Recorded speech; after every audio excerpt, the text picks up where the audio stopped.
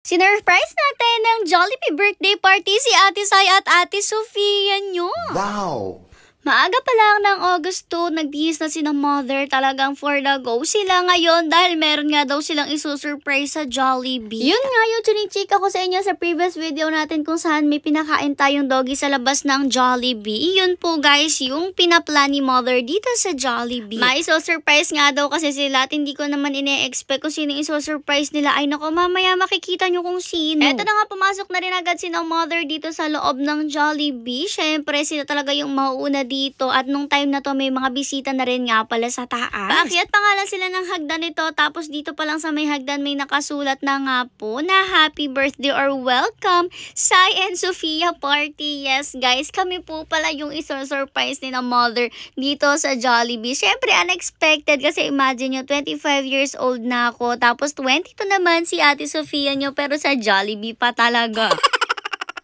Eto na nga, meron din ditong listahan ng mga bisita. Siyempre, magkahiwalay ang listahan ng mga adults, pati na rin nga po ng mga bata. Siguro nga naisip nyo anong trip ni Mother to, bakit sa Jollibee tayo sinurprise. Pero alam nyo ba, uso talaga to mga mima ko, yung ganitong sa Jollibee magbo-birthday. Kahit nga yung mga nag-50 years old, 60 years old, minsan sa Jollibee nila sino-surprise. At isa pa, bukod sa uso nga to, ay talagang pangarap ko rin naman na mag-birthday sa Jollibee. I'm a Jollibee kid at noon kasi talaga sobrang hirap ng buhay namin to the point na yung Jollibee sa amin ay talagang sakalang namin matitikman kapag may mga ganap, may mga birthday. Tapos syempre tigi-isang meal nga kaya naman ngayon lang talaga kami makaka-experience ng birthday party sa Jollibee. Ngayon 25 years old na ako. Kaya nga ito yung naisip rin ni Mother na pa-surprise which is sabi ko talagang big thing for me at eto na nga nung time na to ay iniwan nila kami sa sasakyan. Dahil nga sa ginawa nila medyo nakahalata na nga kami kasi imagine nyo, iwanan ba naman kami dalawa ni Ate Sofia niya sa sasakyan tapos pinagsuot pa kami parehas ng pink o diba halata na.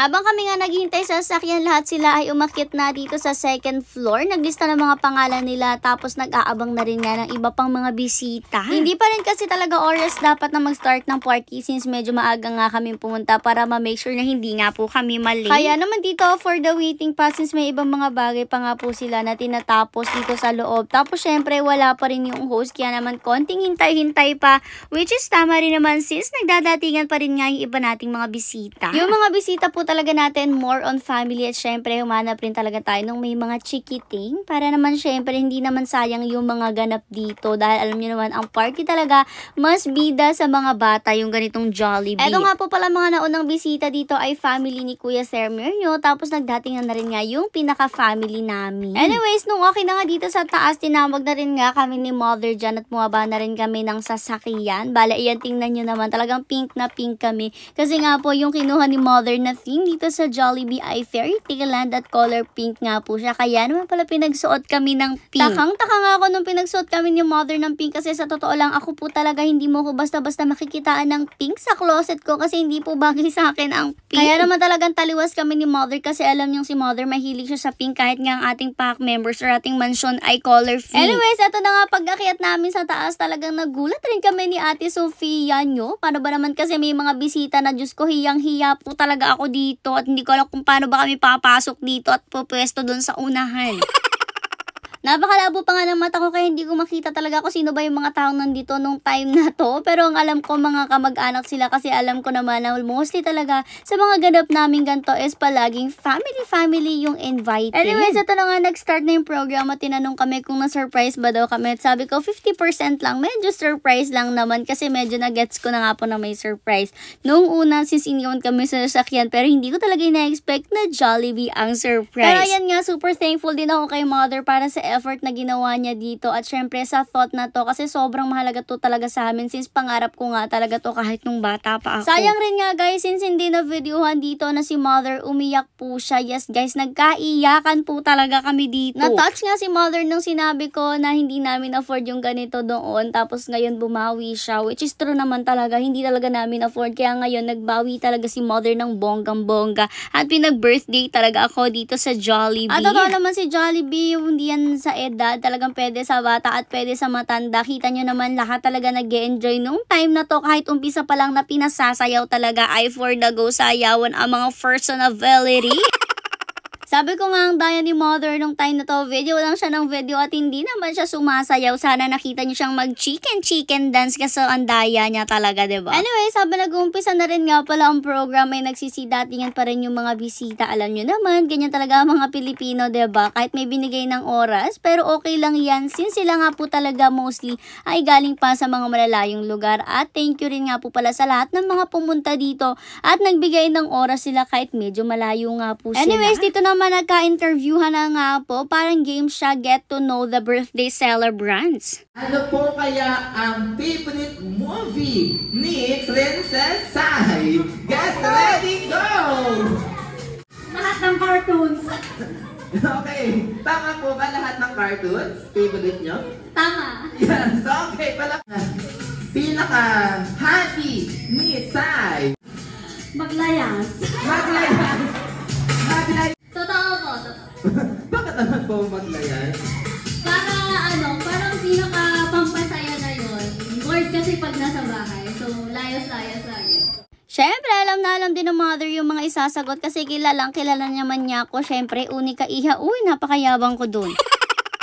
Anyways, yung buong party, super saya naman niya and very fun experience talaga to for all of us. Sabi ko nga mauulit siguro to pero syempre hindi na sa birthday ko ay nakakahiya naman masyado nag-enjoy mag-birthday sa Jollibee. Siguro nga sa birthday na lang ng Junakis ko, saka na lang ulit namin uulitin to kasi gusto ko po ulit talaga tong ma-experience since super saya niya talaga. Kaya naman thank you din kay Jollibee, baka naman.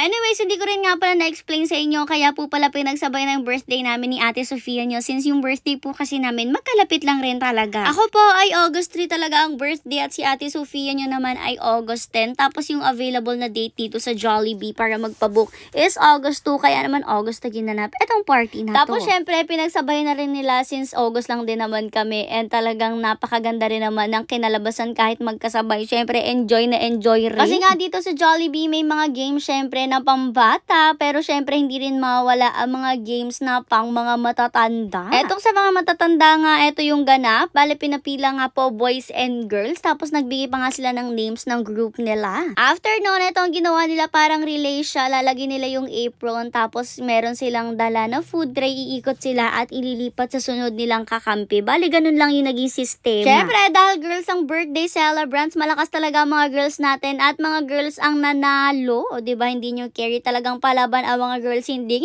papatalo sa mga boys na yan. Buti na lang rin nga nakaabot pa ang ating huling bisita na si Ate Lerma, si Tita Lerma. Buti na lang umabot pa siya kasi busy kasi talaga siya, kaya naman nakakatuwa rin na binigyan niya tayo ng oras na kahit konti para makapunta siya at makadalo dito. Syempre, abot din siya sa lafangan at eto na nga, nakahanda na nga dito lahat ng lalafangin ng mga bisita natin. Syempre, meron ditong spaghetti, chicken and rice at syempre yung drinks at meron rin nga yung fries and sundae. O, diba, busog ang mga bisita. Etong eating time talaga na to ang pinakahihintay namin kasi mga gutuman na talaga. Imagine nyo anong oras ba kami nag-start. Tapos ako nga wala pa akong kain talaga maghapon. Kasi naman, ina-expect ko kakain talaga kami dito sa Jollibee. Kaya kami pumunta dito. Yun pala may pa-party. Anyways, once again, I'll take this opportunity para magpasalamat kay Mother para sa party na to. Super na-enjoy ko talaga tong araw na to. Birthday na birthday talaga ang feel ko nung time na to. Lalo na nga po na talagang halos nandun lang ako sa unahan habang nagpa-party ang mga person availability. Anyways, habang kumakain nga dito kami, maya-maya pa lumabas na ang pinakahihintay ng lahat, si Jollibee. Hindi talaga mananawa sa mukha ng Jollibee ang mga person availability kasi tingnan nyo, super cute-cute niya talaga. Gaya nga na sabi ko sa inyo, batang Jollibee talaga ako, kaya naman lumabas sa Jollibee talagang tuwang-tuwa rin ako. Nag-video ako ng maigi, lalo na nga po nung nagbigay na siya ng kanyang very, very famous na dance moves. Noon na nga binigyan rin kami ni Jollibee ng regalo tapos ngayon naman sinayaw-sayawan niya kami. O diba nakakatuwang cute-cute talaga ng Jollibee na yan. Nung time nga na to, syempre hindi lang ulit mga bata yung matutuwa. Talagang pati matatanda, kita niya man lahat sila may mga hawak na camera at nagve-video. Sabi ko nga grabe rin talaga ang charisma nitong si Jollibee. Hindi lang mga bata yung nakukuha niya, pati yung mga matatanda talagang nagkakandamatay para sa kanila. Charis lang. Anyways, after ng dance number ni Jollibee, kinantahan lang rin nga nila kami dyan ng happy birthday to you. Syempre, nag-wish na rin kami at nag-blow ng aming candle at doon na rin nga po in-end ang mga kaganapan dito sa Jollibee party na ito. And if I'm going to be honest, gaya ng sinasabi ko sa inyo kanina pa, super duper uber na enjoy ko po etong party na to at hindi ko to makakalimutan hanggang sa masyok ako. At dahil nga po hindi lang talaga ako yung nag-enjoy kasi syempre pati lahat ng mga bisita kahit napakasimpleng party na ganito ay talagang nag-enjoy rin ng bonggang-bongga. Syempre busog na sila ang mga bata, nakalaro pa, tapos syempre meron pa sila mga mauuwi na mga giveaway para sa kanila. Buti nga nag-add rin si mother ng extra giveaways para nga po yan sa mga bata talaga na dumalo dito. Si Jollibee naman habang nagbibigay ng mga giveaway para sa mga bata is todo pakikipagkulitan pa rin at syempre picture taking. Pero after nun, kinailangan na nga pong i-end ang event at ayan, talaga nagpaalam na rin si Jollibee sa atin. Tayo naman, umuwi tayo na may baong mga pagkain, balloons at syempre ang pinakamatindi at pinakamagandang baon natin ay ang memory na naganap ngayong araw na to na never nating